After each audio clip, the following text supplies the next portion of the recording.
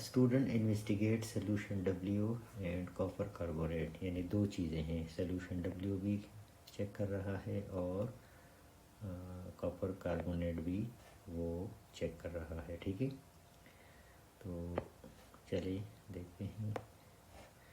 The test of the student does on W are shown. तो सबसे पहले W की बारी है, कॉपर कार्बोनेट को बाद में देखेंगे।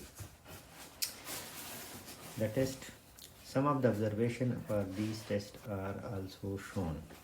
Okay, test number 1. So test number 1 में वो क्या कर रहा है? टेस्ट नंबर 1 में he adds sodium hydroxide to W, but there is no color, mean no precipitate. ठीक है, so टेस्ट नंबर 1 जो है उसमें उसके पास मतलब है कि कोई प्रेसिपिटेट नहीं बन रहा, नो प्रेसिपिटेट।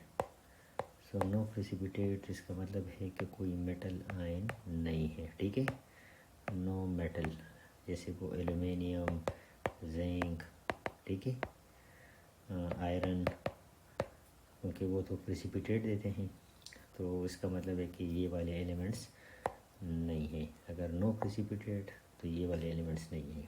ओके, देन तो फिर ये अमोनियम आयन हो सकता है, क्योंकि अमोनियम आयन जो है वो प्रेसिपिटेट नहीं देता सोडियम हाइड्रोक्साइड, क्योंकि इसके अंदर ऑलरेडी अमोनिया होता है, अमोनिया बेस है, तो इसी वजह से मज़ीद बेस हम इसमें डालेंगे तो कोई ख़ास फ़र्क नहीं पड़ेगा। ठीक है, तो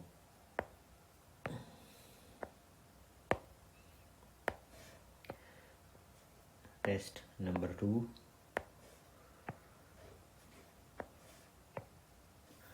टेस्ट नंबर 2 में कहते हैं कि add dilute nitric acid then add barium nitrate, white precipitate बन जाता है। अब याद रहे, जब भी बेरियम हम ऐड करते हैं और प्रेसिपिटेट बन जाए तो समझ ले कि ये बेरियम सल्फेट बन जाता है। ठीक है, बेरियम सल्फेट जो है ये हमें वाइट प्रेसिपिटेट देता है। तो इसका मतलब ये है कि डब्ल्यू के अंदर कोई सल्फेट आयन मौजूद है। कौन सा आयन मौजूद है? Sulphate ion. वाई? बिकॉज जब हम बाहर से बेरियम ऐड कर देते हैं तो वो एक वाइट प्रेसिपिटेट बेरियम सल्फेट का दे देता है। क्लियर? अच्छा, देन एड डाइल्यूट HCl, कहते हैं कि जब हम डब्ल्यू में HCl डाल लेते हैं तो और फिर उसमें हम सिल्वर नाइट्रेट डाल लेते हैं तो हमारे पास वाइट प्रेसिपिटेट आ जाता है। अब याद रखें, जब भी हम पोटेशियम सिल्वर नाइट्रेट डालते हैं किसी सोल्यूशन में और वाइट प्रेसिपिटेट आ जाए तो इसका मतलब है कि इस सोल्यूशन में क्लोराइड आए हैं, क्योंकि सिल्वर किसी भी क्लोरीन के साथ रिएक्शन करके सिल्वर क्लोराइड बनाता है तो वो हमारे पास वो वाइट प्रेसिपिटेट होता है। ठीक है, ये वाइट प्रेसिपिटेट ये सिल्वर क्लोराइड का होता है।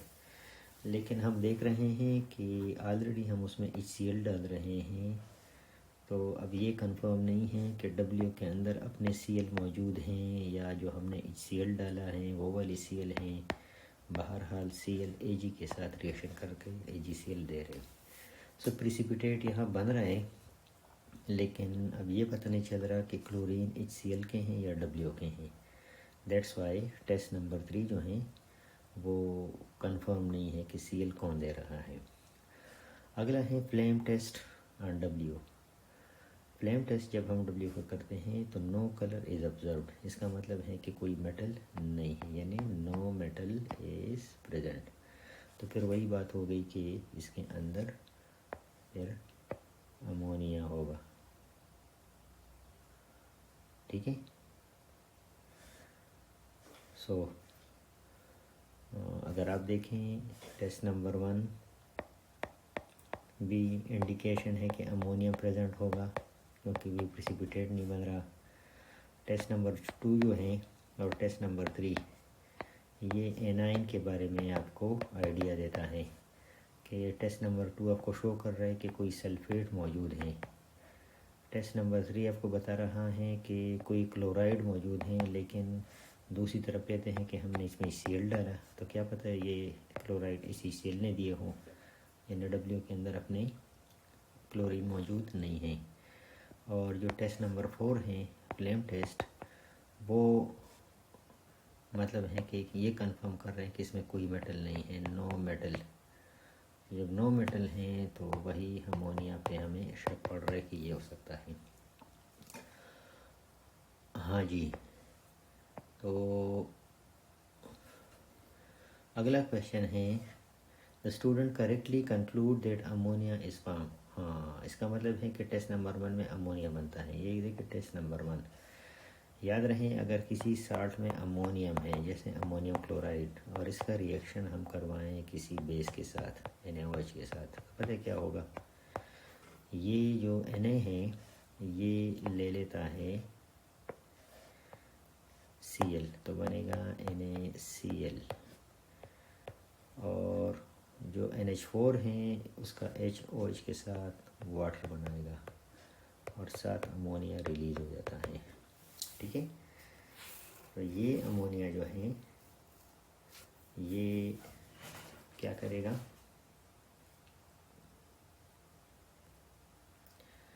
ये अमोनिया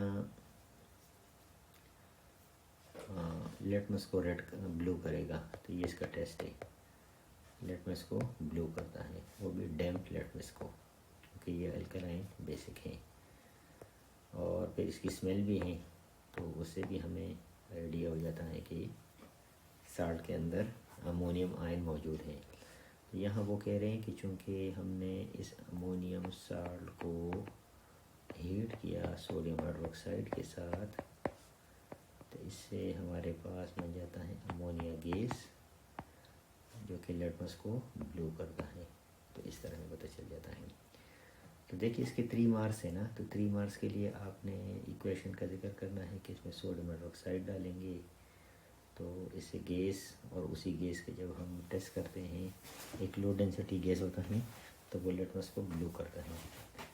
तो ये इस तरह आपकी तकरीबन 3 मार्क्स वो बन जाते हैं कि आप अमोनियम को पहचान लेते हैं। ठीक है, अच्छा, state why the student can not identify the NaW from the observation number 3 test. जैसे पहले मैंने बता दिया कि यहाँ वो HCl ऐड कर रहा है और यहाँ प्रेसिपिटेट बन रहे, तो इसका मतलब है कि जो Cl आ गए सोल्यूशन में, वो तो HCl ने दिया होगा वो Cl, तो इसी वजह से यहाँ हम कहेंगे कि एडिंग HCl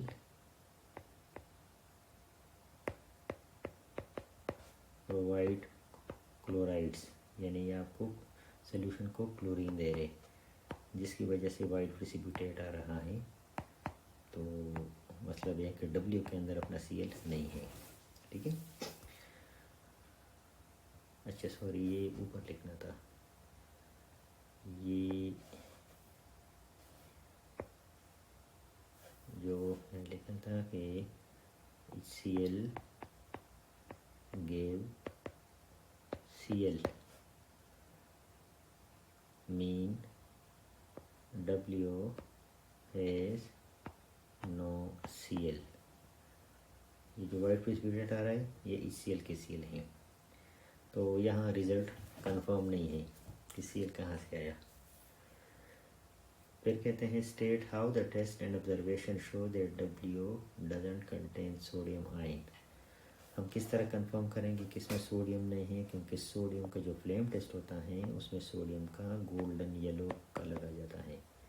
याद रहे जब हम सोडियम साल्ट को, कोई भी सोडियम साल्ट है, उसका जब हम फ्लेम टेस्ट करते हैं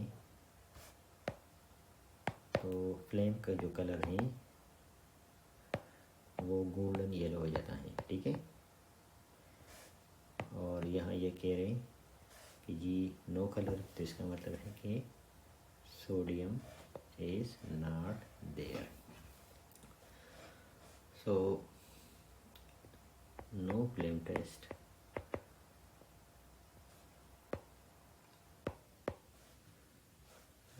कलर इन ब्लेंड टेस्ट हम लिख सकते हैं। Identify the cation and anion in W, तो केटाइन फिर हमारे पास NH4 हुआ, क्योंकि यहाँ वो कह रहे कि जी इसमें अमोनिया बन रहा है, और एनाइन हमारे पास फिर सल्फेट है, क्योंकि वो सल्फेट बेरियम के साथ white precipitate of barium sulphate दे रहे। ठीक है, तो इस तरह ये कंप्लीट हो जाता है। हाँ द स्टूडेंट, अब ये जो W होता ना उसका क्वेश्चन कंप्लीट हो गया। अब बारी है कॉपर कार्बोनेट। अब चूँकि कार्बोनेट हैं तो इसमें जब हम कोई एसिड डालेंगे कार्बोनेट के साथ तो वो आपको देता है कार्बन डाइऑक्साइड गैस। तो चलें आगे। The student add dilute HCl to copper carbonate. अब जब हम कॉपर कार्बोनेट में HCl डाल लेते हैं तो आप देखें CuCO3 प्लस HCl, ये सीधे है, फिर इसको बैलेंस करने के लिए 2 लगाएंगे तो बनेगा कॉपर क्लोराइड, साथ बनेगा कार्बन डाइऑक्साइड, साथ बनेगा वाटर।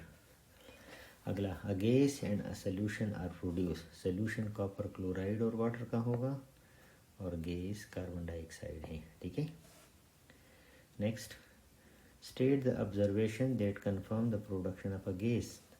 कार्बन डाइऑक्साइड वो एफर्वेसेंस होगा। ठीक है, effervescence bubbles of carbon dioxide will be there, हम बबल भी कह सकते हैं। और फिर ये कार्बन डाइऑक्साइड जो है ये लाइम वाटर को मिल्की करता है, ये उसका टेस्ट है। Describe how to do a flame test to confirm the presence of copper. Copper flame test करता है। कॉपर को जब हम फ्लेम टेस्ट में ले आते हैं तो फ्लेम का कलर ब्लू हो जाता है, ग्रीन ब्लू मिक्स। तो 3 मार्क्स का क्वेश्चन है। तो सबसे पहले हम लिखेंगे कि कॉपर का जो साल्ट है उसको हम पहले डिज़ोल्व करेंगे, उसका पेस्ट बनाएंगे HCl के साथ, पेस्ट बनाएंगे। फिर प्लेटिनम वायर के साथ इस पेस्ट को हम लेंगे फ्लेम में, तो फ्लेम का जो अपना कलर है वो चेंज होके ग्रीनिश ब्लू में कन्वर्ट हो जाता है। ठीक है, तो इस तरह आप इस एक्सप्लेनेशन के साथ इसको लिखेंगे तो 3 मार्क्स का ये बन जाता है।